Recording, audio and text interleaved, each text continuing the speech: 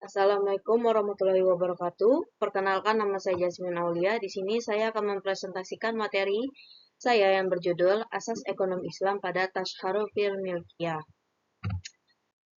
Baik, di sini saya akan menjelaskan sedikit. Dalam ekonomi Islam, kepemilikan milkiyah dan pengelolaannya tasharruf fil milkiyah merupakan dua konsep yang saling terkait.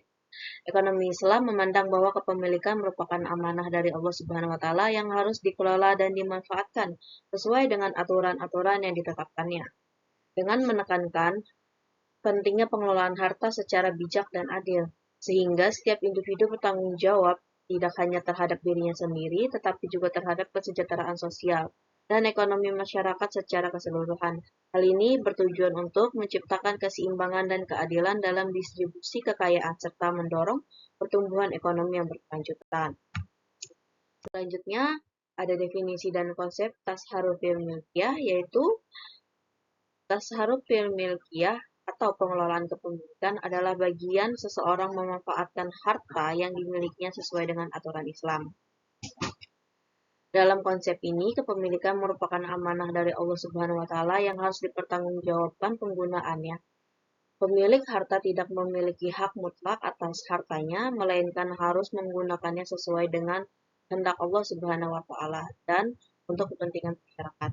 Perlu diingat di sini mengapa harta itu tidak boleh kita gunakan semaunya kita, karena dalam konsepnya sendiri harta ini tuh ialah merupakan sebuah amanah dari Allah Subhanahu wa taala yang dititipkan untuk kita. Makanya di sini kita harus bisa menggunakannya sesuai dengan kebutuhan kita dan juga tidak terlalu berlebihan, sehingga kita juga bisa membantu masyarakat sekitar kita dengan entah itu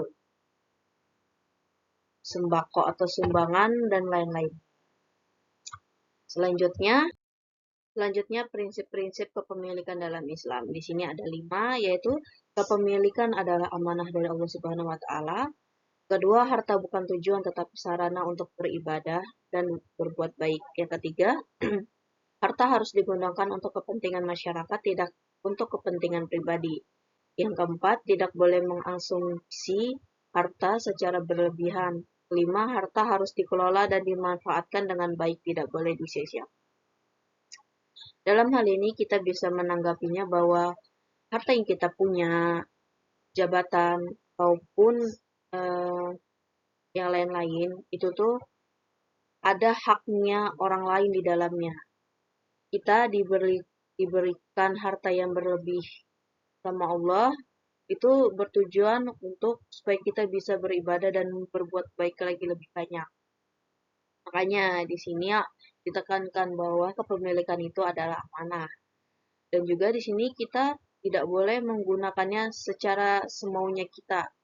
Jadi kita harus bisa memanfaatkannya dengan berbagi pada masyarakat ataupun saling tolong menolong kepada saudara ataupun keluarga dan teman-teman yang lagi kesusahan.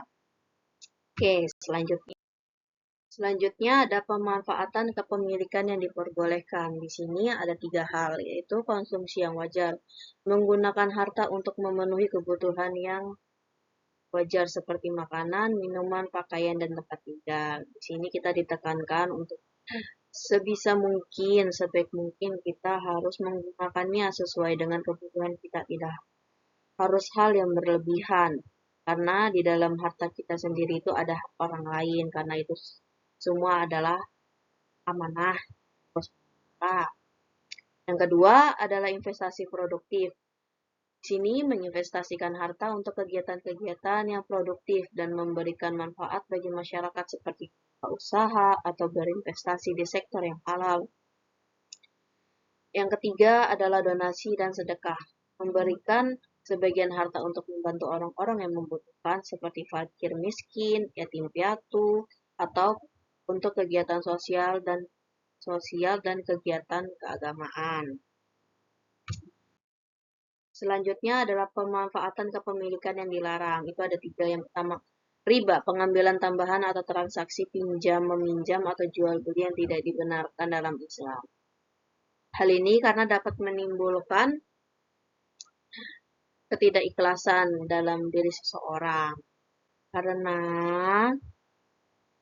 kepemilikan harta sendiri itu merupakan amanah dari Allah Subhanahu wa taala untuk kita yang harus kita gunakan sebaik mungkin untuk membantu bukan untuk menyusahkan orang lain seperti itu. Selanjutnya adalah boros dan berlebihan. Menggunakan harta secara boros dan berlebihan tanpa mempertimbangkan kebutuhan yang wajar. Yang ketiga, penimbunan harta. Menyimpan harta dan tidak mempergunakannya untuk kegiatan produktif atau membantu orang lain. Di sini penimbunan harta itu mungkin ada dalam Islam itu ada beberapa persennya. Tapi sebaiknya tidak boleh berlebihan karena dalam harta kita sendiri itu ada hak orang lain. Makanya penimbunan harta itu dilarang. Baik, di sini kita sampai kepada kesimpulan dan implikasi praktik. Dalam ekonomi Islam, pengelolaan kepemilikan tasarruf yang milkiyah harus didasarkan pada prinsip-prinsip yang ditetapkan. Kepemilikan adalah amanah dari Allah Subhanahu wa taala yang harus dipertanggungjawabkan penggunaannya. Harta bukan tujuan melainkan sarana untuk beribadah dan berbuat baik bagi masyarakat. Pemanfaatan harta yang diperbolehkan antara lain ialah hal-hal yang positif seperti konsumsi yang wajar, investasi produktif, dan donasi. Sedangkan pemanfaatan yang dilarang adalah riba, pemborosan, dan penimbunan harta yang merupakan eh, hal yang negatif.